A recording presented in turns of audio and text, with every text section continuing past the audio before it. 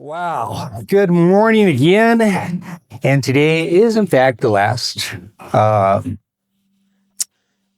set in the series of Unlikely Heroes. And all this time we've been sort of putting pieces together, and today we bring the whole puzzle into view. So I want you to imagine a border, okay? How many here have actually lived in a border town before? Okay. I'm sorry to hear that. Okay, you too. Borders are interesting places to live because you're here and there's one culture, and you're here and it's a totally different culture.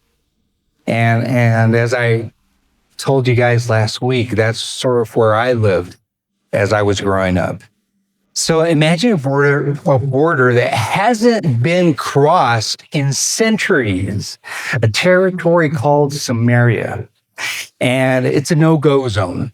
It's filled with deep-seated racial and religious bitterness.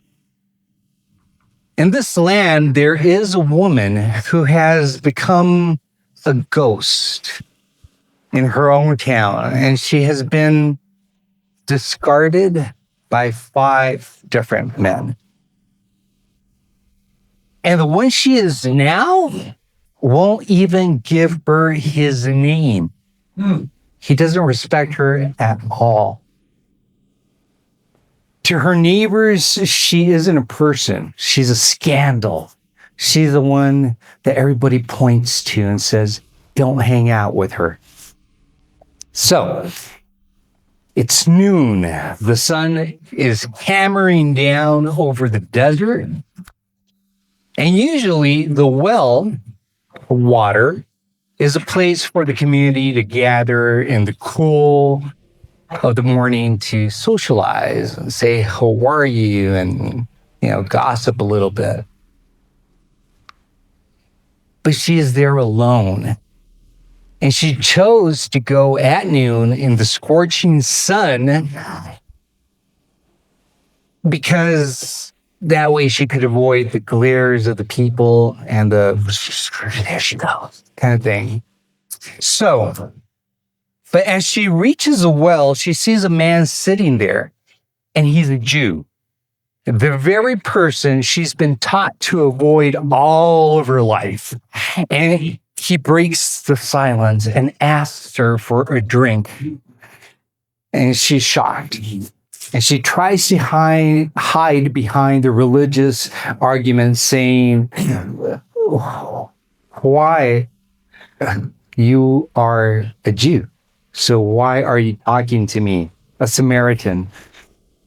And Jesus doesn't get distracted. He looks her in the eye and says, if you knew who is talking to you, you'd be asking me for living water. So she tries to be sarcastic, and she does the whole, thing. And she's like, well, you don't even have a bucket, sir. And she's offensive, she's guarded, and she's hiding behind a mask. Now, just to get a sense, remember when mom and dad caught you with a hand in the cookie jar and you're trying to hide and be defensive about it?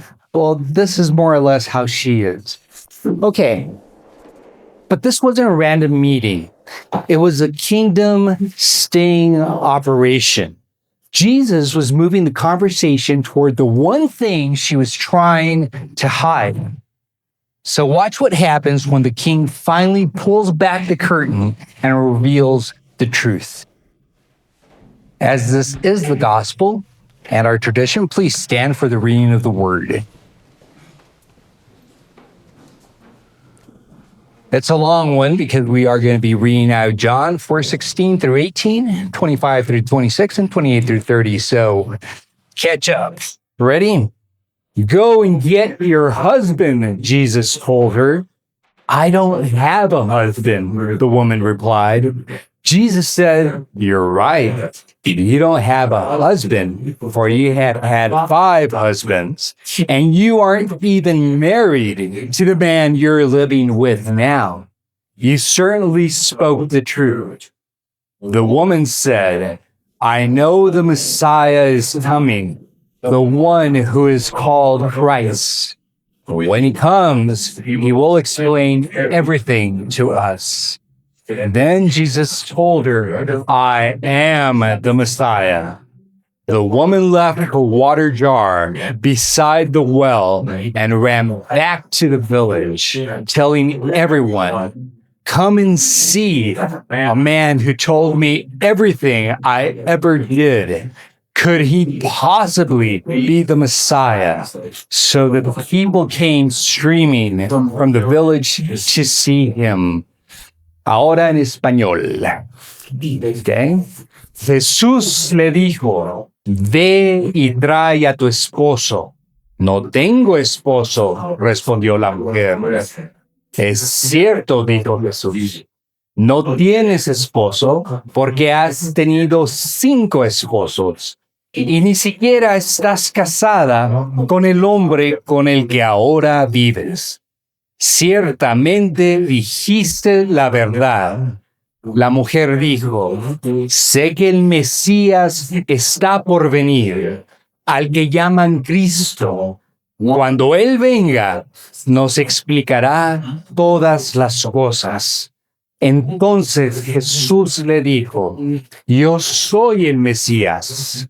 La mujer dejó su cántaro junto al pozo y volvió corriendo a la aldea mientras les decía a todos, vengan a ver a un hombre que me dijo todo lo que he hecho en mi vida. ¿No será este el Mesías? Así que la gente salió de la aldea para verlo. Amen. And please sit down. I hope you saw the shift. Did y'all catch that? There is a shift there. The woman who walked to the well in silence, hoping to be invisible, suddenly finds her voice. And she doesn't slink back to her house, cowardly. She runs to the center of the city, the very place she feared most. And the miracle? They listened. They listened to this woman.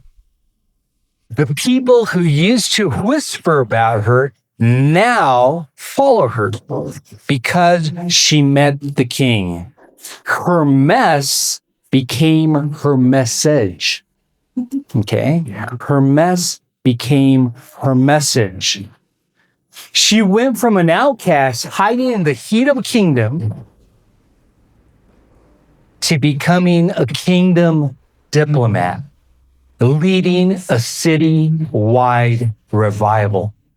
She finally found her home right in the place where she was once rejected. So that's cool, Pastor. How does this apply to me? Well, I'll tell you how it applies to you. God crosses borders to find the one who is hiding.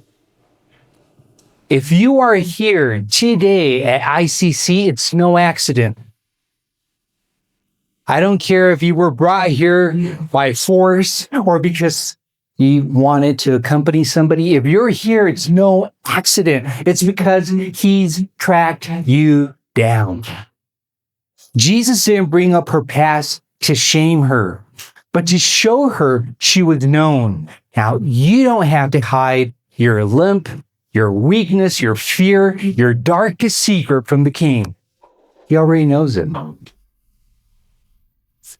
But what did she do when faced with truth?